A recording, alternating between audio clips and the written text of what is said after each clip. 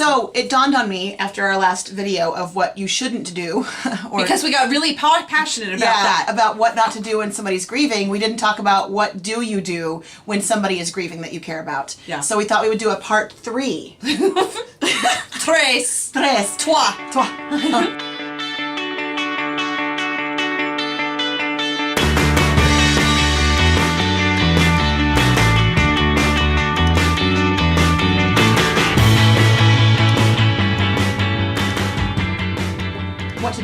What to do. So I think what's really hard is the hardest thing to do is to sit in somebody else's pain. Ugh. And I think that is probably one of the most loving things that somebody can do for another person. So if you're grieving, instead of me going, oh, it'll get better. Or, as I'm backing out the door because you don't want to be near me because it's contagious. Yeah, so instead of saying those things that you shouldn't do, like we did in the last one, what's hard is to just sit. And sometimes, depending you say upon... nothing sometimes. Yeah, I was going to say, that's exactly what I was going to say, because sometimes, depending upon the person, they may or may not want something. So first of all, part of what I would say is to ask maybe what they need in that moment. Absolutely. Not because you want to fix it, because you want to be there with them. Right, something like this. What can I do? And they may say, I don't know, nothing. And then you say, okay. And then I think it's okay to say, okay, I don't have the right words. I'm just going to sit here with you. Yes. And I think that's sometimes that's all it takes. Sometimes all it takes is having another human being in your presence. That validates you. So I have had some stuff going on, and this one has been, it's kind of a grieving process I've been going through. And this one is like, oh my God, like I can't, no words. And just kind of sits with me, and I'm like, and we just kind of sit. And that's perfect because it validates my feelings. She's not trying to take them away. She's not trying to make them better. She's just letting me sit because as I'm sitting, I'm also processing through it. And sometimes we just sit. Yes. Quietly. Yes. On the couch. Yes. But that's so helpful. So another thing that you can do is make sure that you're being empathetic. So you want to express empathy. And this is really, I think people shy away from empathy because in having empathy, which we've talked about in other videos, and having empathy, you have to tap into something within yourself. And you have to remember what it's like to have that pain. And oftentimes what we don't want to do is tap into our own pain because it's painful, right? Well, then you steal the show. You're like, oh my God, I know you're sad because your grandmother died. My grandfather died. You start talking about that and you're crying and the person's like, what the hell? Which is different than empathy. Right. Because in empathy, you're just tapping into yourself. Right. And you're going, ooh. You know how this person is feeling. Maybe not exactly, but you know what pain feels like. Because, again, yes, what we because said before, you felt pain looks the same on the inside. Right. Whether it's for your hamster or your husband, you know, whatever you're connected to that you've lost. So tapping into that and just feeling it. Yes. And just say, and sometimes it's just a matter of, ooh, yeah. There's never words that fix that. And I think one of the things you can do to help somebody is to give yourself permission not to have the words.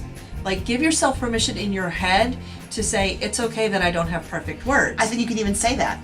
I don't have words for this. Sure. You know, people, I think, expect that a lot from us. They'll call and say, you need to call this person. They're really, really hurting, and like a friend or something, because I have some kind of magic wand that came with my student debt, you know, and to say the right thing. And then I feel the pressure. And I'm like, then I have to remind myself, no, there is no pressure. Right. And I will say to you, I have no words. There is no magic for this. You know, when asking what people need, don't assume they want a hug. Oh, crap. Yeah. Ask. And so ask about, because sometimes hugging is about us. Like, oh, I'm feeling uncomfortable and I want to get comfortable with this, so let me hug you and hold you. And sometimes that's not what they want or need. I know when I'm in pain, I won't always say grief, but when I'm in pain or grieving something, actually one of the last things I want is somebody to touch me. It's just a lot of times I don't want anybody to touch me. You know, almost always, I can say I feel like that they're shutting it down. Like if you grab me and just hug me, that it's because you want it to stop. I feel like you and I know each other really well, so when we, like, I know when it's okay to do that, and you know, and when she doesn't know, she'll even say, want to hug? And I'm like, nope, got the mascara going. Can't have it smudged. I think another thing that we do sometimes that isn't okay is trying to get to the happy place real quick. I think you can ask that though. I think you can say, do you want a distraction? You know, do you want me to tell you a joke? Do you want me to take you out? Do you want to get out of the house? Yeah, do you being want to leave supportive this? in Yeah, that do way. you want to leave this here? Because I can do that. I can turn it on and I can take us somewhere and we can forget about it for a little bit, or we don't have to.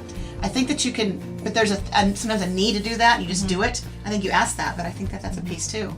I think something else to remember when people are going through pain and some kind of grief process is to remember that it doesn't just last for a week or 2 weeks.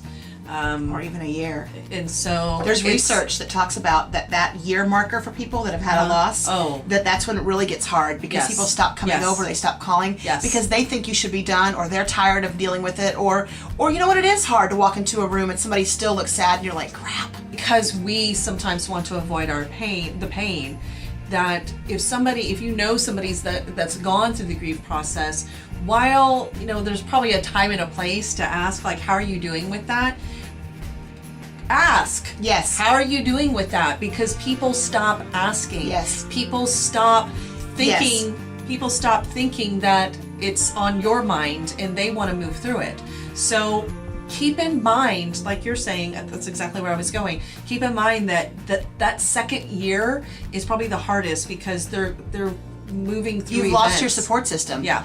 And I tell my clients often that to say, ask them, do you, I know, you know that sad face people make, like the, how are you?